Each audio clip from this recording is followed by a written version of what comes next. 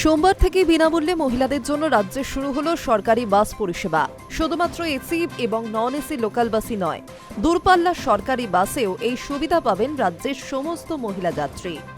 BJP সরকার ক্ষমতায় আসার পরই জানিয়েছিল রাজ্যের সমস্ত মহিলা যাত্রীরা বাসে বিনামূল্যে চড়তে পারবেন 1 জুন থেকে।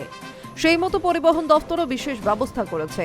আপাতত এই ব্যবস্থা চালু থাকলেও পরবর্তী সময়ে প্রত্যেক মহিলা যাত্রী পাবেন স্মার্ট কার্ড। সেই কার্ড দেখিয়েই এই পরিষেবা পাওয়া যাবে। প্রত্যেক মহিলা যাত্রী স্মার্ট কার্ড দেখিয়ে পরিষেবা পাবেন। এই কার্ডটিতে থাকবে নাম ও ছবির পাশাপাশি কিউআর কোড। আবেদনপত্র বিডিও বা এসডিও অফিসে জমা দিতে হবে। তবে যতদিন না পর্যন্ত এই কার্ড দেওয়ার প্রক্রিয়া শুরু হচ্ছে, ততদিন বাসে পরিচয় যাচাইয়ের জন্য যে কোনো সরকারি পরিচয়পত্র দেখাতে হবে। এর মধ্যে রয়েছে Aadhaar card, voter card, job card, Ayushman Bharat Swasthya card, driving licence, PAN card, passport.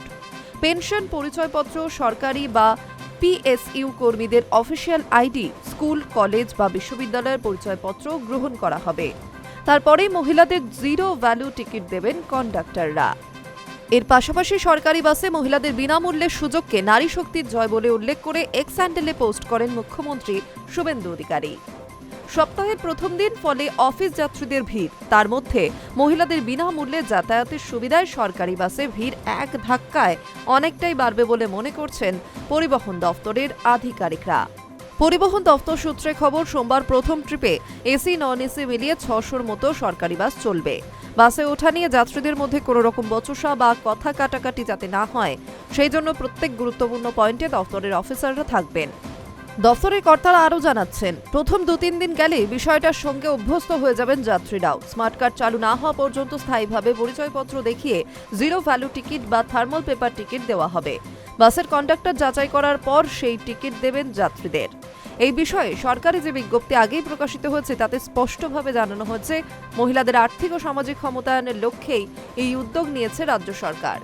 এবারের নির্বাচনী প্রতিশ্রুতিতেই বিজেপি জানিয়েছিল রাজ্যে ক্ষমতা এলে মহিলাদের সরকারি বাসে কোনো ভাড়া লাগবে না।